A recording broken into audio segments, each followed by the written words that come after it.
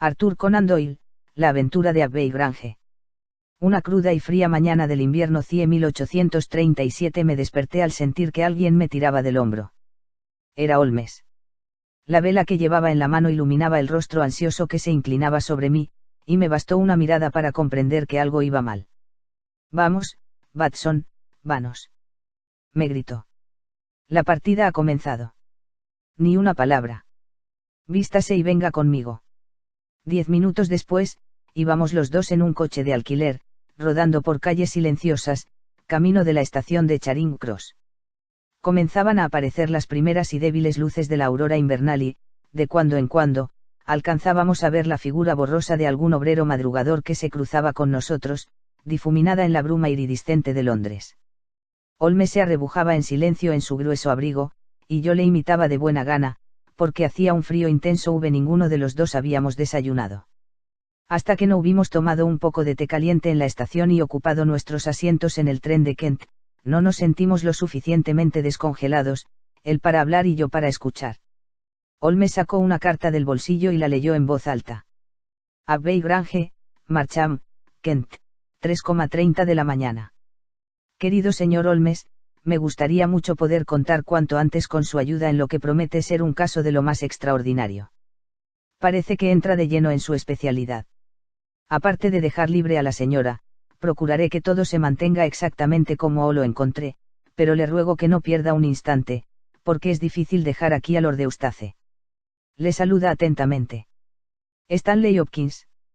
Hopkins ha recurrido a mí en 7 ocasiones, y en todas ellas su llamada estaba justificada, dijo Holmes.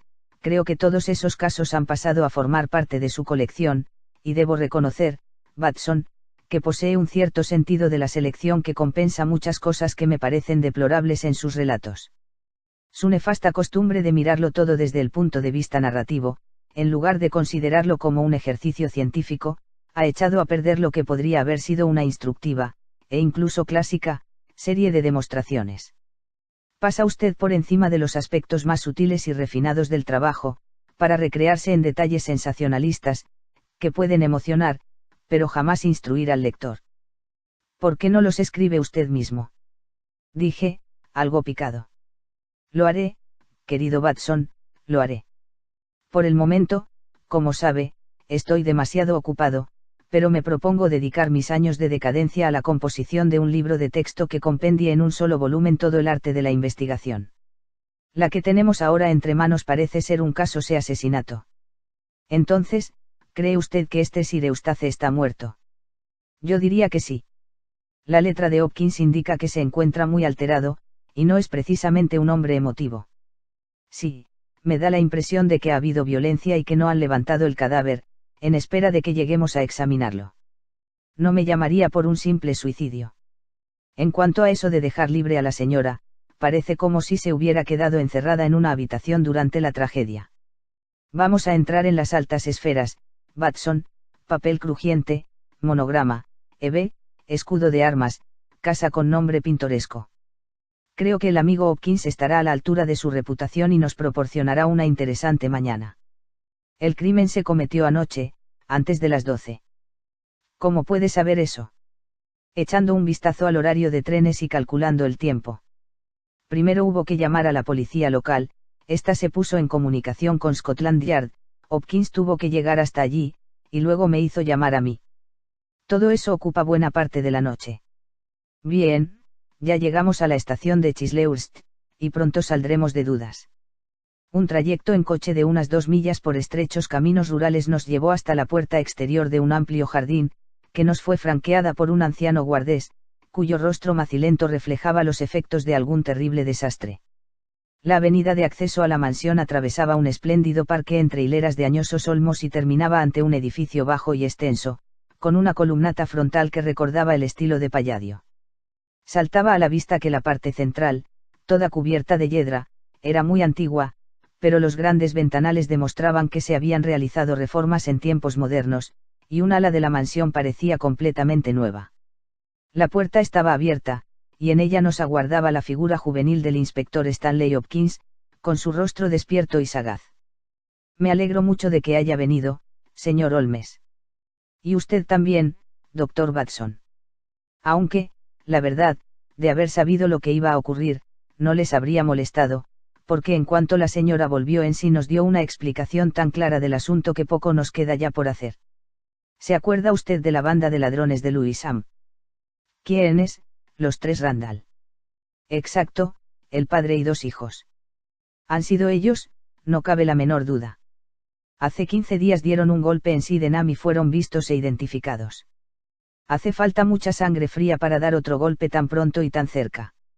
Y esta vez les va a costar la horca. Así que Sir Eustace está muerto. Sí, le aplastaron la cabeza con su propio atizador de chimenea. Según me ha dicho el cochero, se trata de Sir Eustace Brackenstall. Exacto, uno de los hombres más ricos de Kent. Lady Brackenstall se encuentra en la sala de estar. La pobre mujer ha sufrido una experiencia espantosa. Cuando la seis por primera vez, parecía medio muerta. Creo que lo mejor será que la vea usted y escuche su versión de los hechos. Luego examinaremos juntos el comedor. Lady Brackenstall no era una persona corriente. Pocas veces he visto una figura tan elegante, una presencia tan femenina y un rostro tan bello. Era rubia, de cabellos dorados y ojos azules, y no cabe duda de que su cutis habría presentado la tonalidad perfecta que suele acompañar a estos rasgos de no ser porque su reciente experiencia la había dejado pálida y demacrada. Sus sufrimientos habían sido tanto físicos como mentales, porque encima de un ojo se le había formado un tremendo chichón de color violáceo, que su doncella, una mujer alta y austera, mojaba constantemente con agua y vinagre. Yacía tendida de espaldas sobre un diván, con aspecto de total agotamiento, pero en cuanto nosotros entramos en la habitación, su mirada rápida y observadora y la expresión de alerta de sus hermosas facciones nos hicieron comprender que la terrible experiencia no había quebrantado ni su ingenio ni su valor. Estaba envuelta en una amplia bata de colores azul y plata, pero a su lado, sobre el diván, colgaba un vestido de noche negro con lentejuelas. Ya le he contado todo lo que sucedió, señor Hopkins, dijo con voz cansada. ¿No podría usted repetirlo por mí? Bien, si usted cree que es necesario, explicaré a estos caballeros lo ocurrido. Han estado ya en el comedor. Me ha parecido mejor que oyeran primero su historia, señora. Me sentiré mucho mejor cuando haya arreglado usted todo esto. Es horrible pensar que todavía sigue ahí tirado. La mujer sufrió un estremecimiento y se cubrió el rostro con las manos. Al hacerlo, la manga de su bata se deslizó hacia abajo, dejando al descubierto el antebrazo. Holmes dejó escapar una exclamación. Señora, ¿tiene usted más heridas? ¿Qué es esto? Dos marcas de color rojo intenso resaltaban sobre el blanco y bien torneado brazo. Lady Brackenstall se apresuró a cubrirlo. No es nada. No tiene nada que ver con el espantoso suceso de anoche. Si usted y su amigo hacen el favor de sentarse, les contaré todo lo que pueda. Soy la esposa de Sir Eustace Brackenstall. Nos casamos hace aproximadamente un año. Supongo que no tendría sentido tratar de ocultar que nuestro matrimonio no ha sido feliz.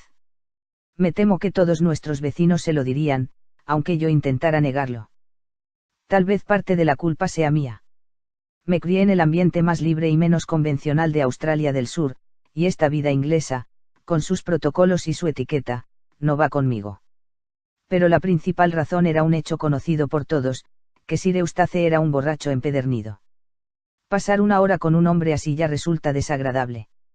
¿Se imaginan lo que puede representar para una mujer sensible cultivada verse atada a él día noche? Defender la validez de un matrimonio así es un sacrilegio, un crimen, una infamia. Les aseguro que estas monstruosas leyes suyas acabarán atrayendo una maldición sobre su país. El cielo no consentirá que perdure tanta maldad. Se incorporó por un instante, con las mejillas encendidas y los ojos despidiendo fuego bajo el terrible golpe de la frente. Pero la mano firme y cariñosa de la austera doncella le colocó de nuevo la cabeza sobre la almohada y el arrebato de furia se diluyó en apasionados sollozos. Por fin pudo continuar. Voy a contarles lo de anoche. Seguramente ya sabrán que en esta casa toda la servidumbre duerme en el ala moderna. En este bloque central vivimos nosotros, la cocina está en la parte de atrás y nuestro dormitorio arriba. Teresa, mi doncella, duerme encima de mi habitación. No hay nadie más en esta parte de la casa, y ningún ruido podría despertar a los que están en el ala más apartada. Los ladrones tenían que saberlo, pues de lo contrario no habrían actuado como lo hicieron. Sir Eustace se retiró aproximadamente a las 10:30. La servidumbre ya se había marchado a su sector. La única que seguía levantada era mi doncella, que permanecía en su habitación del piso alto hasta que yo necesitara sus servicios. Yo me quedé en esta habitación hasta después de las 11, absorta en la lectura de un libro. Luego di una vuelta por la casa para asegurarme de que todo estaba en orden antes de subir a mi cuarto. Tenía la costumbre de hacerlo yo misma, porque, como ya les he explicado, Sir Eustace no siempre estaba en condiciones. Revisé la cocina, la despensa, el armero, la sala de billar y, por último, el comedor. Al acercarme a la ventana, que tiene cortinas muy gruesas, sentí de pronto que me daba el viento en la cara y comprendí que estaba abierta. Descorrí las cortinas y me encontré cara a cara con un hombre ya mayor, ancho de hombros, que acababa de penetrar en la habitación. La ventana es un ventanal francés, que en realidad forma una puerta que da al jardín. Yo llevaba en la mano una palmatoria con la vela encendida, y a su luz pude ver a otros 2 hombres que venían detrás del primero y estaban entrando en aquel momento. Retrocedí, pero el hombre se me echó encima al instante. Me agarró primero por la muñeca y después por la garganta.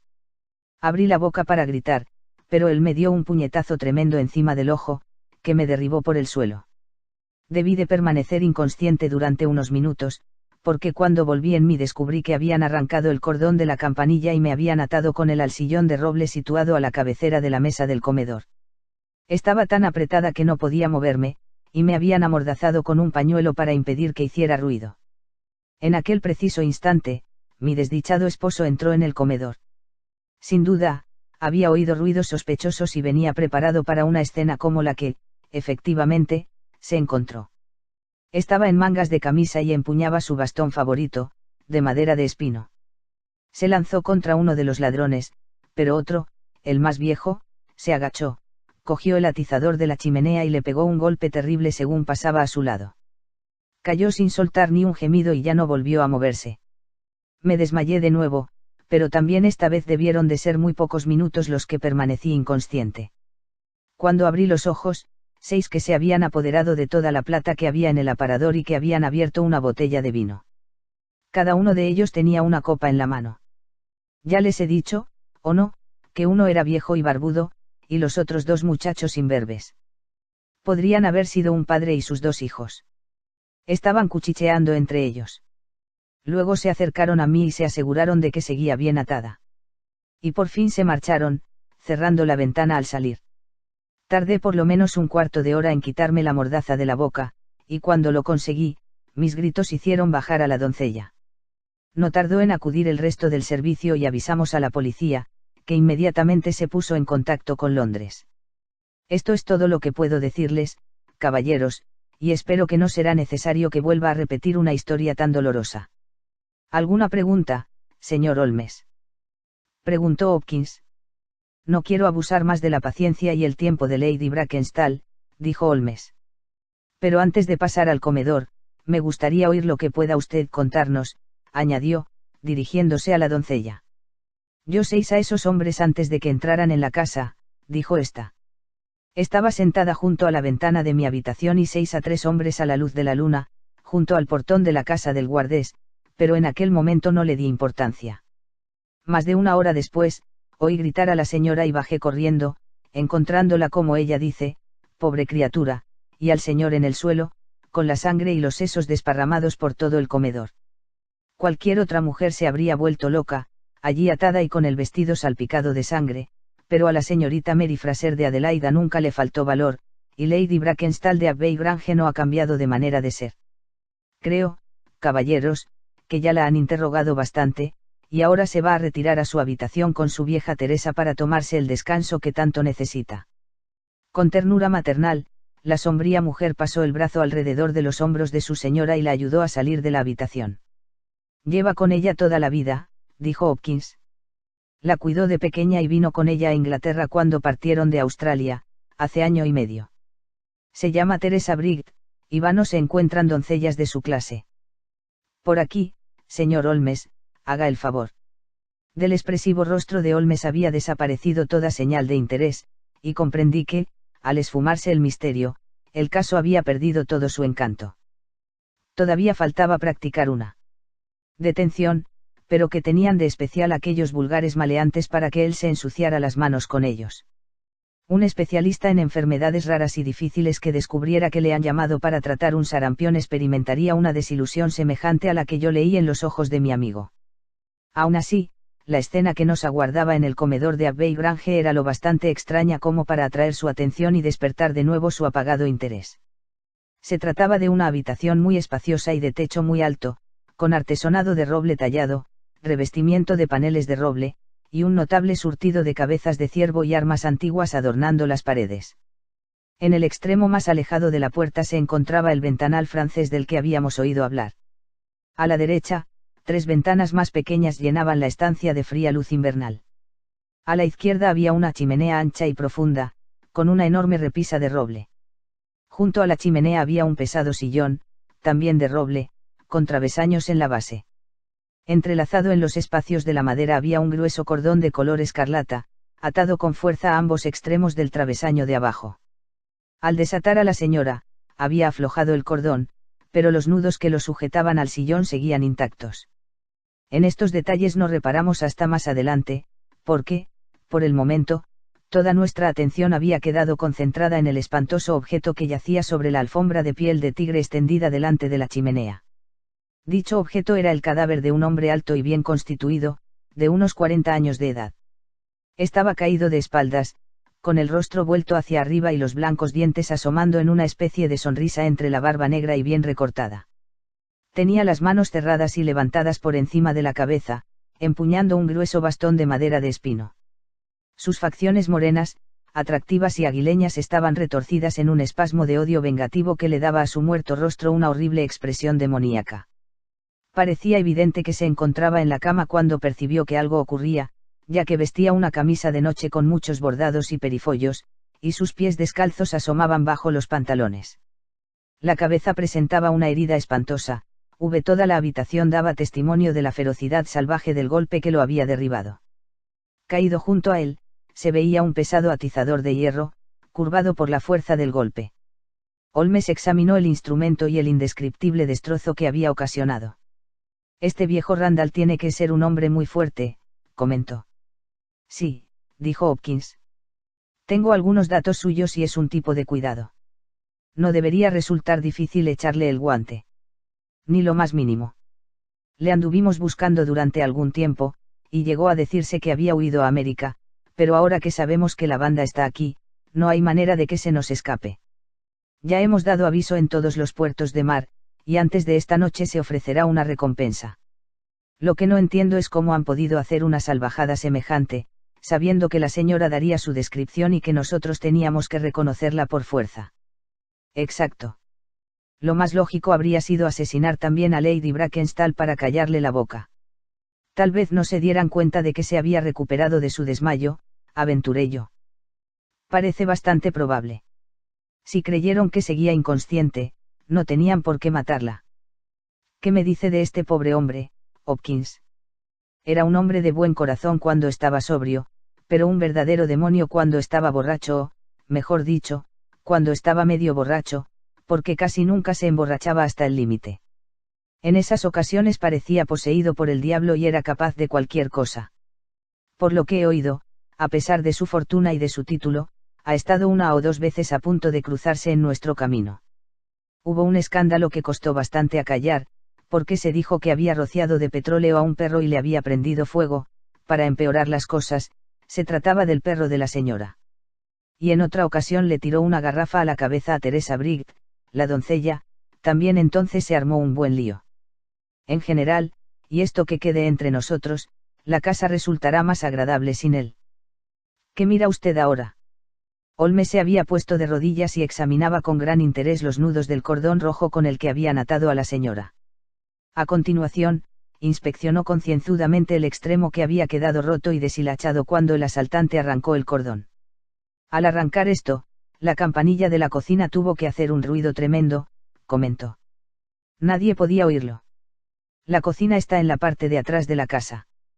¿Y cómo sabía el ladrón que no lo iba a oír nadie? ¿Cómo se atrevió a tirar del cordón de una campanilla de manera tan insensata? Exacto, señor Holmes, Eso es. Acaba usted de plantear la misma pregunta que yo me vengo haciendo una y otra vez. No cabe duda de que este sujeto conocía la casa y sus costumbres. Tiene que haber estado completamente seguro de que toda la servidumbre se había acostado ya, a pesar de ser relativamente temprano, y de que nadie podía oír sonar la campana de la cocina. De lo que se deduce que tenía que estar compinchado con alguno de los sirvientes. Esto, desde luego, es de cajón. Lo malo es que hay 8 sirvientes, y todos tienen buenas referencias. En igualdad de condiciones, dijo Holmes, uno se inclinaría a sospechar de la persona a quien le tiraron una garrafa a la cabeza. Sin embargo, eso supondría una traición a su señora, por quien esta mujer parece sentir devoción. Bueno, este detalle carece de importancia, porque cuando agarre usted a Randall no creo que le resulte difícil averiguar quiénes fueron sus cómplices. Desde luego, todos los detalles que tenemos a la vista parecen corroborar el relato de la señora. Si es que necesitaba corroboración, se acercó al ventanal francés y lo abrió de par en par. Aquí no se ven huellas, pero el terreno es durísimo y no es de esperar que las haya. Veo que esas velas que hay encima de la repisa de la chimenea han estado encendidas. Sí, los ladrones se alumbraron con ellas y con la palmatoria de la señora. ¿Y qué se llevaron? Pues no se llevaron gran cosa, como media docena de artículos de plata que había en ese aparador. Lady Brackenstall opina que la muerte de Sir Eustace los debió impresionar, y que por eso no saquearon la casa, como habrían hecho en otras circunstancias. Seguro que fue eso. Y sin embargo, se pusieron a beber vino, según tengo entendido. Para calmarse los nervios. Ya. Supongo que nadie ha tocado estas 3 copas que hay sobre el aparador. Así es, y la botella está tal como la dejaron. Vamos a ver, caramba.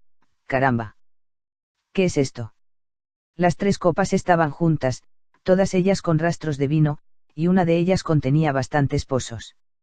La botella estaba cerca de las copas, llena en sus 2/3 partes, y junto a ella había un tapón de corcho, largo y muy manchado. El aspecto de la botella y el polvo que la cubría indicaban que los asesinos habían saboreado un vino nada corriente. La actitud de Holmes había cambiado de pronto. Su expresión de indiferencia había desaparecido y de nuevo pude advertir una chispa de interés en sus ojos hundidos y penetrantes. Cogió el corcho y lo examinó minuciosamente. ¿Cómo sacaron el corcho?, preguntó. Hopkins señaló un cajón a medio abrir. En su interior había unas cuantas piezas de mantelería y un enorme sacacorchos. ¿Ha dicho Lady Brackenstall que usaron ese sacacorchos? No, recuerde que estaba inconsciente mientras ellos abrían la botella. Es cierto. La verdad es que no utilizaron este sacacorchos. Esta botella se abrió con un sacacorchos de bolsillo, probablemente de los que van incorporados a una navaja, y que no tendría más de 1,5 pulgadas de largo. Si examina usted la parte superior del corcho, verá que tuvieron que meter el sacacorchos 3 veces para poder sacar el tapón. No han llegado a atravesarlo. Este sacacorchos tan grande habría atravesado el tapón y lo habría sacado de un solo tirón. Cuando atrape usted a ese tipo, verá cómo lleva encima una de esas navajas de múltiples usos. Magnífico, exclamó Hopkins. Pero estas copas confieso que me desconciertan. Lady Brackenstall vio beber a los 3 hombres, ¿no dijo eso? Sí, eso lo dejó muy claro. Entonces, eso zanja la cuestión. ¿Qué más podríamos decir? Y sin embargo, Hopkins, tiene usted que admitir que estas 3 copas son muy curiosas. ¿Cómo, que no ve usted nada de curioso en ellas? Está bien, dejémoslo correr. Es posible que cuando un hombre posee facultades u conocimientos especiales, como los míos, tienda a buscar explicaciones complicadas aunque tenga una más sencilla a mano. Lo de las copas, naturalmente, podría ser pura casualidad. En fin, buenos días, Hopkins. No creo que pueda serle útil para nada y parece que ya tiene usted el caso aclarado. Ya me avisará cuando detengan a Randall, y espero que me informe de cualquier otra novedad que pueda presentarse. Confío en poder felicitarle pronto por haber llevado el caso a una conclusión satisfactoria. Vamos, Watson, creo que aprovecharemos mejor el tiempo en casa. Durante nuestro viaje de regreso pude darme cuenta, por la expresión de Holmes, de que se encontraba muy intrigado por algo que había observado.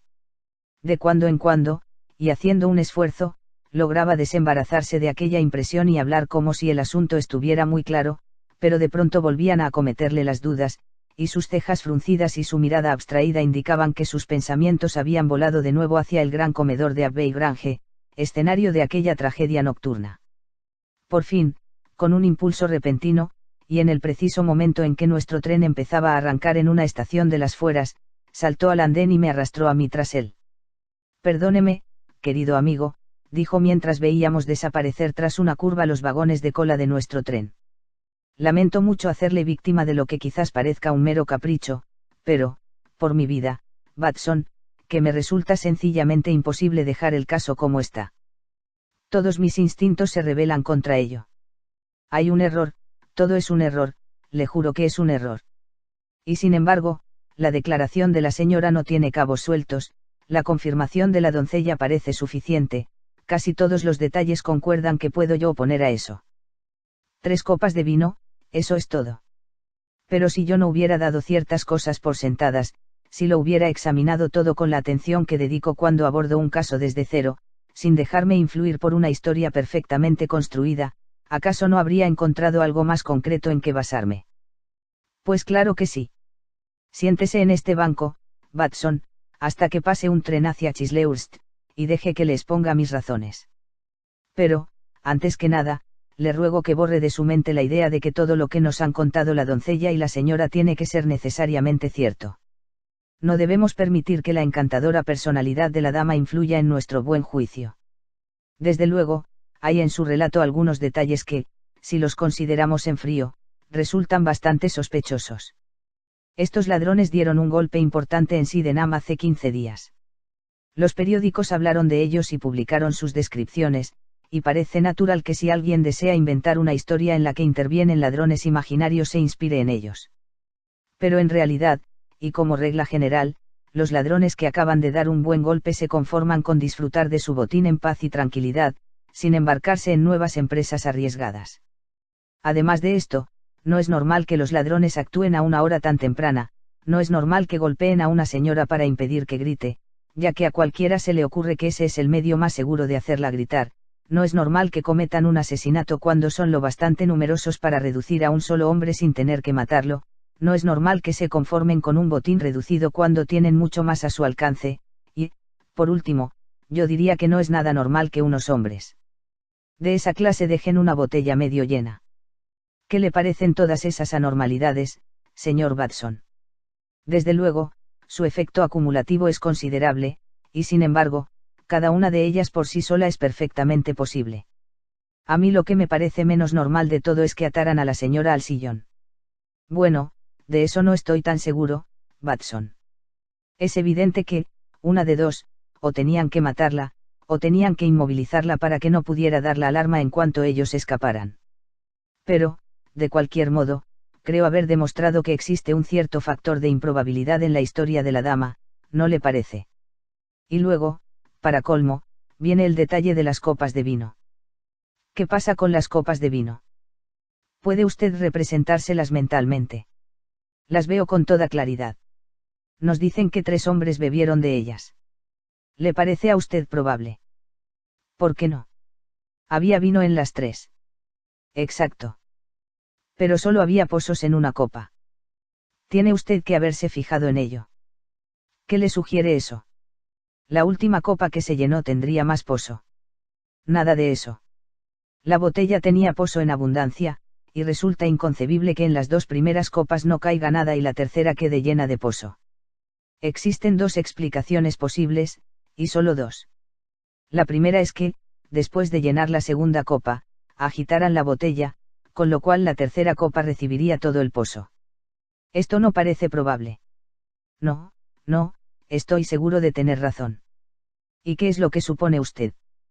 Que solo se utilizaron 2 copas, y que las heces de ambas se echaron en una tercera copa, para dar la falsa impresión de que allí habían estado 3 personas. De ser así, todo el pozo habría quedado en esta última copa, ¿no es cierto? Sí, estoy convencido de ello. Pero si he acertado con la verdadera explicación de este pequeño fenómeno, entonces el caso se eleva al instante desde el plano de lo vulgar al de lo excepcional, ya que eso solo puede significar que Lady Brackenstall y su doncella nos han mentido deliberadamente, que no debemos creer ni una sola palabra de su historia, que tienen alguna razón de peso para encubrir al verdadero asesino, y que tendremos que reconstruir el caso por nuestros propios medios, sin ninguna ayuda por su parte. Esta es la misión que ahora nos aguarda, Watson, y ahí viene el tren de Chislehurst. Los habitantes de Abbey Grange se sorprendieron mucho de nuestro regreso, pero Sherlock Holmes, al enterarse de que Stanley Hopkins había ido a presentar su informe en la jefatura, tomó posesión del comedor, cerró la puerta por dentro y se enfrascó durante 2 horas en una de aquellas minuciosas y concienzudas investigaciones que formaban la sólida base en la que se apoyaban sus brillantes trabajos deductivos. Sentado en un rincón, como un estudiante aplicado que observa una demostración del profesor, yo seguía paso a paso aquella admirable exploración. El ventanal, las cortinas, la alfombra, el sillón, la cuerda. Todo fue examinado al detalle y debidamente ponderado. Ya se habían llevado el cadáver del desdichado Barones, pero todo lo demás continuaba tal como lo habíamos visto por la mañana. En un momento dado, y con gran asombro por mi parte, Holmes se subió a la repisa de la chimenea. Muy por encima de su cabeza colgaban las pocas pulgadas de cordón rojo que permanecían unidas al cable. Se quedó un buen rato mirando hacia arriba y luego, con intención de acercarse más, apoyó la rodilla en una moldura de la pared de madera. De este modo llegaba con la mano a pocas pulgadas del extremo roto del cordón, pero lo que más pareció interesarle no fue esto, sino la moldura misma. Por último, saltó al suelo con una exclamación de satisfacción. Ya está, Watson, dijo. Tenemos el caso resuelto, y es uno de los más notables de nuestra colección. Pero hay que ver lo torpe que he sido y lo cerca que he estado de cometer el mayor disparate de mi vida. Ahora creo que, a falta de unos pocos eslabones, mi cadena está ya casi completa. Ya tiene usted a sus hombres. A mi hombre, Watson, a mi hombre. Solo uno, pero un tipo de cuidado. Fuerte como un león, fíjese en ese golpe, que ha doblado el atizador. 1,90 de estatura, ágil como una ardilla, hábil con los dedos y, sobre todo, con un talento más que notable, ya que toda esta ingeniosa historia es invención suya. Sí, Watson, nos hemos topado con la obra de un individuo verdaderamente extraordinario. Y sin embargo, en ese cordón de campanilla nos ha dejado una pista que tendría que habernos sacado de dudas al instante. ¿Dónde estaba esa pista? Vamos a ver, Watson, si fuera usted a arrancar un cordón de campanilla, ¿por dónde cree que se rompería? Sin duda, por el punto donde está unido al cable. ¿Por qué habría de romperse a 3 pulgadas del extremo, como ha hecho este? Quizás porque estaba gastado en ese punto. Exacto. Este extremo, que es el que podemos examinar, está deshilachado. Ha sido lo bastante astuto como para deshilacharlo con su navaja. Pero el otro extremo no lo está.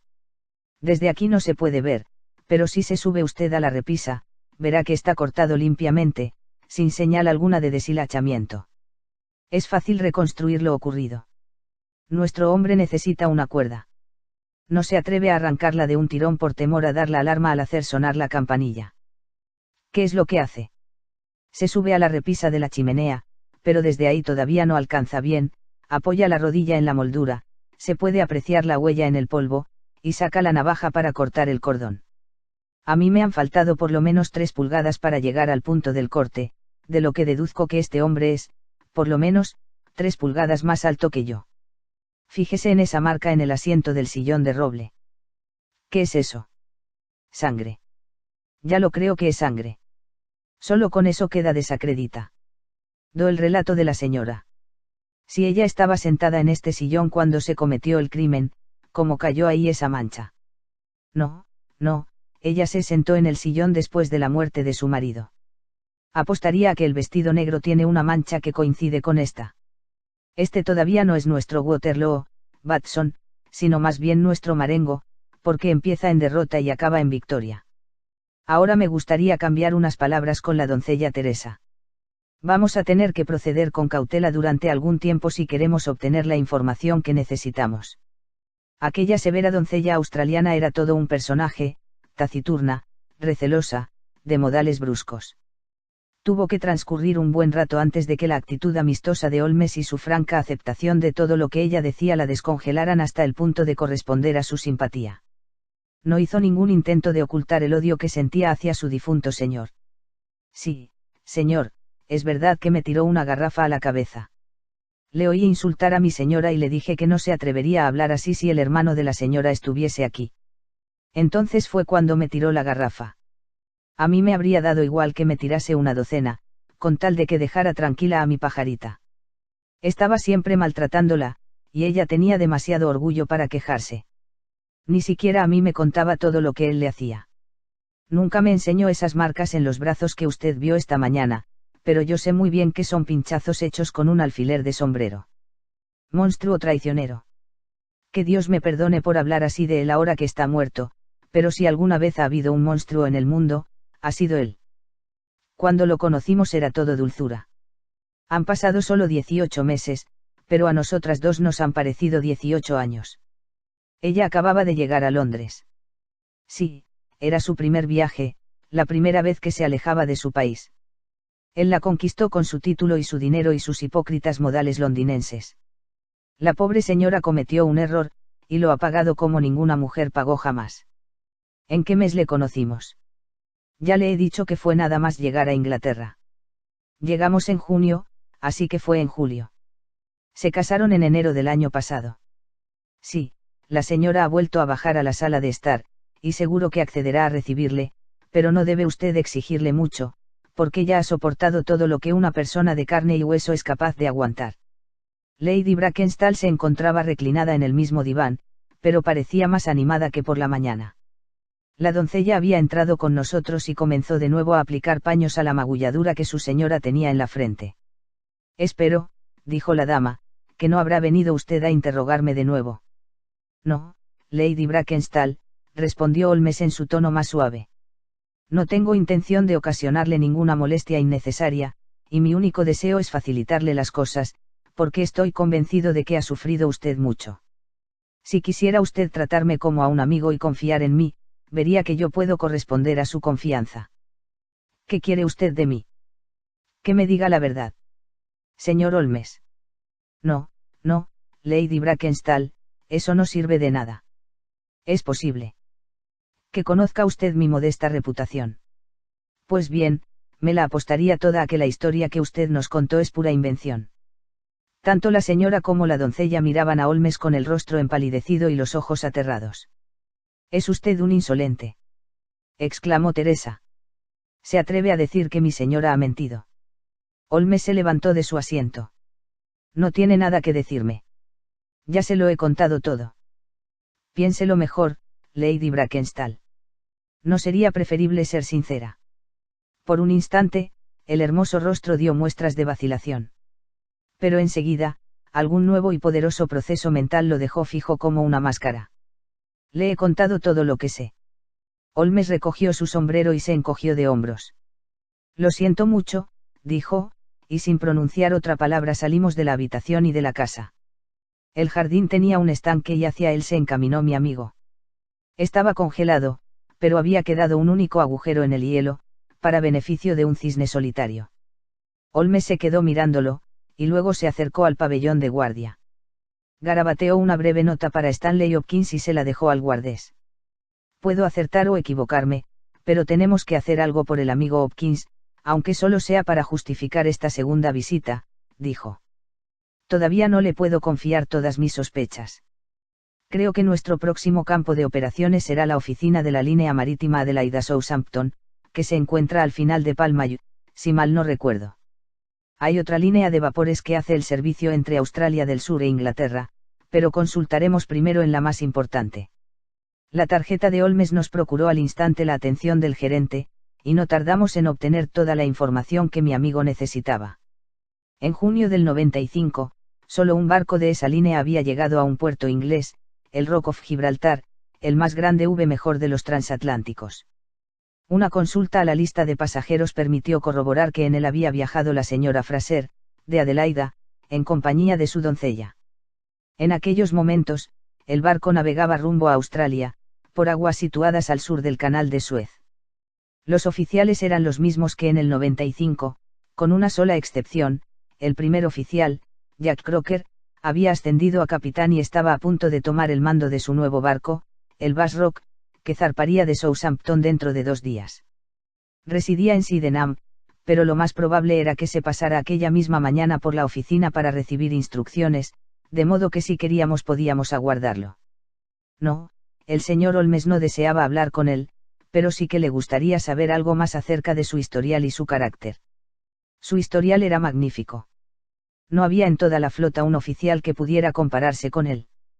En cuanto a su carácter, era de absoluta confianza cuando estaba de servicio, pero fuera de su barco era un tipo alocado, temerario, nervioso e irascible, aunque sin dejar de ser leal, honrado y de buen corazón.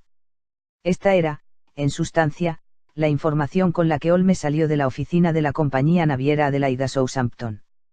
Desde allí nos dirigimos a Scotland Yard, pero en lugar de entrar, Holmes se quedó sentado en el coche, con las cejas fruncidas, sumido en profundos pensamientos.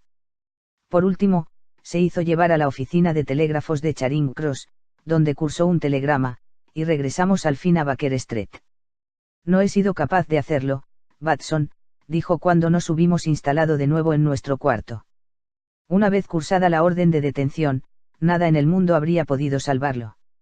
1 o 2 veces a lo largo de mi carrera he tenido la impresión de que había hecho más daño yo descubriendo al criminal que éste al cometer su crimen.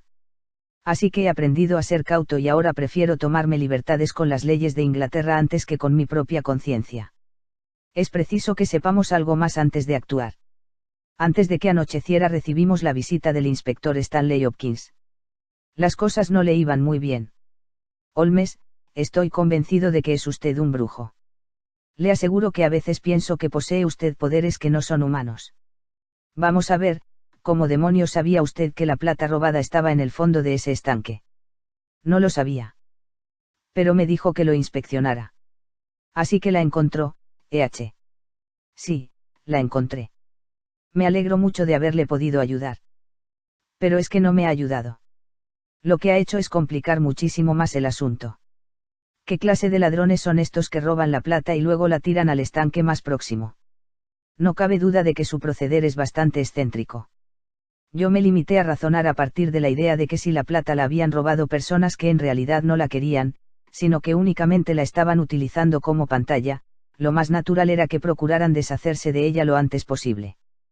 Pero ¿cómo se le pudo pasar por la cabeza semejante idea? Bueno, me pareció que era posible.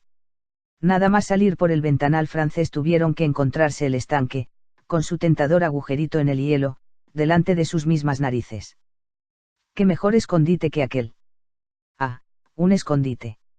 Eso es otra cosa. Exclamó Stanley Hopkins. Sí, claro, ahora lo entiendo. Era muy pronto, había aún gente por los caminos, y tuvieron miedo de que alguien los viera con la plata, de manera que la echaron al estanque, con la intención de regresar a por ella cuando no hubiera moros en la costa. Magnífico, señor Holmes, esto está mejor que esa idea de la pantalla. Seguro. Ha elaborado usted una admirable teoría. No cabe duda de que mis ideas eran completamente disparatadas, pero tiene usted que reconocer que han dado como resultado la recuperación de la plata. Sí, señor, sí, todo el mérito es suyo. En cambio, yo he sufrido un grave resbalón. ¿Un resbalón? Sí, señor Holmes. La banda de los Randall ha sido detenida esta mañana en Nueva York. Vaya por Dios, Hopkins. Esto sí que parece rebatir su teoría de que anoche cometieron un asesinato en Kent. Es un golpe mortal, señor Holmes, absolutamente mortal. Sin embargo, hay otras cuadrillas de 3 hombres, aparte de los Randall, e incluso podría tratarse de una banda nueva, que la policía aún no conoce. Seguro, es perfectamente posible. ¿Cómo, se marcha usted? Sí, señor Holmes, no habrá descanso para mí hasta que haya llegado al fondo del asunto. Supongo que no tiene usted ninguna sugerencia que hacerme. Ya le he hecho una. ¿Cuál? Bueno, he sugerido la posibilidad de una pantalla. ¿Pero por qué, señor Holmes, por qué? Ah, esa es la cuestión, desde luego. Pero le recomiendo que piense en esa idea. Puede que descubra que tiene su miga. No se queda a cenar. Está bien, adiós y háganos saber cómo le va. Hasta después de haber cenado y haber quedado recogida la mesa, Holmes no volvió a mencionar el asunto. Había encendido su pipa y acercado los pies, enfundados en zapatillas, al reconfortante fuego de la chimenea. De pronto, consultó su reloj. Espero novedades, Watson. ¿Cuándo? Ahora mismo, dentro de unos minutos. Seguro que piensa usted que me he portado muy mal con Hopkins hace un rato. Confío en su buen juicio. Una respuesta muy sensata, Watson. Tiene usted que mirarlo de este modo: lo que yo sé es extraoficial, lo que él sabe es oficial. Yo tengo derecho a decidir por mí mismo, pero él no. Él tiene que revelarlo todo, o se convertiría en un traidor al cargo que ocupa.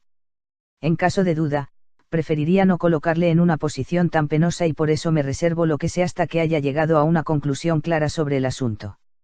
¿Y eso cuándo será? Ha llegado el momento. Va usted a presenciar la última escena de un pequeño e interesante drama. Se oyeron ruidos en la escalera, y nuestra puerta se abrió para dejar paso a uno de los ejemplares masculinos más espléndidos que jamás han entrado por ella. Era un hombre joven y muy alto, con bigote rubio, ojos azules, piel tostada por el sol de los trópicos y andares elásticos, que demostraban que aquella poderosa estructura era tan ágil como fuerte. Cerró la puerta después de entrar y se quedó de pie, con los puños apretados y el pecho palpitando, como tratando de dominar una emoción avasalladora. Siéntese, capitán Crocker. ¿Recibió usted mi telegrama? Nuestro visitante se dejó caer en una butaca y nos miró con ojos inquisitivos. Recibí su telegrama y he venido a la hora que usted indicaba. Me han dicho que ha estado usted hoy en la oficina. No hay manera de escapar de usted. Oigamos ya las malas noticias. ¿Qué piensa hacer conmigo? Detenerme. Hable, hombre. No se quede ahí sentado, jugando conmigo como el gato con el ratón. Dele un cigarro, me dijo Holmes. Muerda eso, capitán Crocker, y no se deje llevar por los nervios. Puede estar seguro de que yo no me sentaría a fumar con usted si lo considerase un criminal vulgar. Sea sincero conmigo y saldrá ganando. Trate de engañarme y lo aplastaré. ¿Qué quiere usted que haga? Que me cuente toda la verdad de lo sucedido anoche en Abbey Grange. Toda la verdad, fíjese bien, sin añadir ni omitir nada. Es ya tanto lo que sé, que si se desvía usted una pulgada del camino recto, tocaré este silbato de policía desde la ventana y el asunto quedará fuera de mis manos para siempre. El marino meditó un momento y luego se dio una palmada en la pierna con su enorme mano tostada por el sol. Correré el riesgo, dijo. Creo que es usted un hombre de palabra y un hombre justo, y le voy a contar toda la historia. Pero antes tengo que decirle una cosa. Por lo que a mí respecta, no me arrepiento de nada, no temo nada, volvería a hacer lo que hice, y me sentiría orgulloso de haberlo hecho. Maldita bestia. Aunque tuviera más vidas que un gato, no le bastaría con todas ellas para pagar lo que hizo. Pero está la señora, Mary Fraser, porque jamás me harán llamarla por ese otro maldito apellido. Cuando pienso los problemas que esto puede ocasionarle, yo, que daría la vida solo por hacer brotar una sonrisa en su amado rostro, es que se me hace la sangre agua. Y sin embargo, ¿qué otra cosa podía yo hacer? Voy a contarles mi historia, caballeros, y después les preguntaré, de hombre a hombre, si podía haber hecho otra cosa. Tengo que retroceder un poco. Parece que ustedes lo saben todo, así que supongo que ya saben que la conocí cuando ella era pasajera y yo primer oficial del Rock of Gibraltar. Desde que la 6 por vez primera no existió otra mujer para mí. Cada día del viaje la amaba más, y muchas veces, durante la oscuridad de la guardia nocturna, me he arrodillado para besar la cubierta del barco allí donde sus queridos pies la habían pisado. Ella nunca me prometió nada. Me trató con toda la honradez con que una mujer puede tratar a un hombre. No tengo ninguna queja. Por mi parte, todo era amor, por la suya, buena camaradería y amistad. Cuando nos separamos, ella era una mujer libre, pero yo ya no podría ser libre jamás. Al regreso de mi siguiente viaje me enteré de su matrimonio. ¿Y por qué no iba a poderse casar con quien quisiera? Título y dinero a quien iban a sentarle mejor que a ella. Nació para todo lo bello y delicado. Me alegré de su buena suerte y de que no se hubiera echado a perder entregándose a un vulgar marino sin un céntimo. Así es como yo amaba a Mary Fraser. En fin, pensaba que no la volvería a ver, pero al concluir mi último viaje fui ascendido a capitán y mi nuevo barco aún no se había botado, de manera que tuve que esperar un par de meses, y fui a pasarlos con mi familia en Sydenham. Y un día, en un camino rural, me encontré con Teresa Briggs, su vieja doncella, que me contó cosas de ella, de él, de todo. Les aseguro, caballeros, que casi me vuelvo loco ese perro borracho. Atreverse a ponerle la mano encima, él, que no era digno ni de lamerle los zapatos. Volví a ver a Teresa. Después se hizo a la propia Mary y la volví a ver por segunda vez. A partir de entonces ella ya no quiso que siguiéramos viéndonos. Pero el otro día recibí el aviso de que mi barco zarparía en una semana, y decidí verla una vez más antes de partir. Teresa siempre estuvo de mi parte, porque quería a Mary y odiaba a ese canalla casi tanto como yo. Por ella me enteré de las costumbres de la casa. Mary solía quedarse a leer en su salita de la planta baja. Anoche me acerqué hasta allí arrastrándome y arañé el cristal de la ventana. Al principio, ella no quería abrirme, pero ahora sé que en el fondo me ama y no fue capaz de dejarme fuera en una noche tan helada. Me susurró que diera la vuelta hasta el ventanal delantero y lo abrió para dejarme pasar al comedor. Una vez más, escuché de sus labios cosas que me hicieron hervir la sangre, y una vez más maldije a ese bruto que maltrataba a la mujer que yo amaba. Pues bien, caballeros, allí estábamos los dos, de pie junto al ventanal, y pongo al cielo por testigo de que en una actitud absolutamente inocente, cuando ese hombre se precipitó en la habitación como un loco, le dijo los peores insultos que un hombre puede dirigir a una mujer y la golpeó en la cara con el bastón que traía en la mano. Yo di un salto para coger el atizador y entablamos una lucha bastante igualada. Aquí en mi brazo puede ver dónde cayó su primer golpe. Pero entonces me tocó pegar a mí y le partí el cráneo como si hubiera sido una calabaza podrida. ¿Creen ustedes que lo lamenté? Ni lo más mínimo. Era su vida o la mía. Más aún, era su vida o la de ella, porque, ¿cómo iba yo a dejarla en poder de aquel loco? Así lo maté. Hice mal. Si es así, caballeros, díganme qué habrían hecho ustedes de encontrarse en mi situación. Ella había gritado cuando él la golpeó, y eso hizo bajar a la vieja Teresa de la habitación de arriba. En el aparador había una botella de vino y yo la abrí para verter un poco en los labios de Mary, que estaba medio muerta del susto. Yo también bebí un poco. Pero Teresa se mantenía fría como el hielo, y la idea fue tan suya como mía. Teníamos que aparentar que habían sido los ladrones. Teresa no paró de repetirle la historia a su señora, mientras yo trepaba para cortar el cordón de la campanilla. Luego la até al sillón, e incluso deshilaché el extremo del cordón para que pareciera natural y nadie se preguntara cómo había podido un ladrón trepar hasta allí para cortarlo. Cogí unos cuantos platos y cacharros de plata para reforzar la historia del robo, y las dejé solas, indicándolas que dieran la alarma un cuarto de hora después de marcharme yo. Tiré la plata al estanque y me volví a Sydenham con la sensación de que, por una vez en mi vida, había aprovechado bien la noche. Y esta es la verdad y toda la verdad, señor Holmes, aunque me cueste el cuello. Holmes siguió fumando en silencio durante un rato. Luego cruzó la habitación y estrechó la mano de nuestro visitante. Esto es lo que pienso, dijo. Sé que todo lo que me ha dicho es verdad, porque prácticamente no ha dicho ni una palabra que yo no supiera ya. Nadie más que un acróbata o un marinero podía haber trepado para cortar ese cordón desde la moldura, y nadie más que un marino podía haber hecho esos nudos para atar el cordón a la silla. La señora no había estado en contacto con marinos más que una vez en su vida, y eso fue durante su viaje. Y tenía que tratarse de alguien de su misma categoría humana, por el empeño que ponía en encubrirle, lo cual, de paso, demostraba que le amaba. Ya ve lo fácil que me ha resultado dar con usted en cuanto me puse a seguir la pista adecuada. Yo creí que la policía nunca conseguiría descubrir nuestro engaño. Y no lo ha conseguido, ni creo que lo consiga. Pero mire, capitán Crocker, este es un asunto muy serio, aunque estoy dispuesto a admitir que usted actuó bajo la provocación más extrema a la que pueda haberse sometido un hombre. Tratándose de defender su vida, es muy posible que su acción se pueda considerar legítima. Sin embargo, eso debe decidirlo un jurado británico. Mientras tanto, me inspira usted tanta simpatía que si decidiera desaparecer en las próximas 24 horas yo le prometo que nadie le molestaría. Y después, todo saldría a relucir. Desde luego que saldrá a relucir. El marino se puso rojo de ira. ¿Cree usted que se le puede proponer algo así a un hombre? Conozco la ley lo suficiente como para saber que Mary sería detenida como cómplice. ¿Piensa que yo la dejaría sola para afrontar el escándalo mientras yo me escabullo? No, señor, que hagan lo que quieran conmigo, pero, por amor de Dios, señor Holmes, tiene usted que encontrar alguna manera de librar a mi pobre Mary de los tribunales. Por segunda vez, Holmes estrechó la mano del marino. Solo estaba poniéndole a prueba, y también esta vez ha respondido.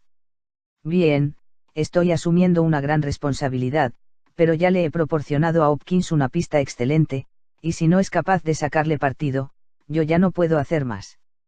Vamos a ver, capitán Crocker, hagamos esto como es debido. Usted es el acusado. Watson, usted es un jurado británico, y le aseguro que nunca he conocido a una persona mejor capacitada para ejercer esa función. Yo soy el juez.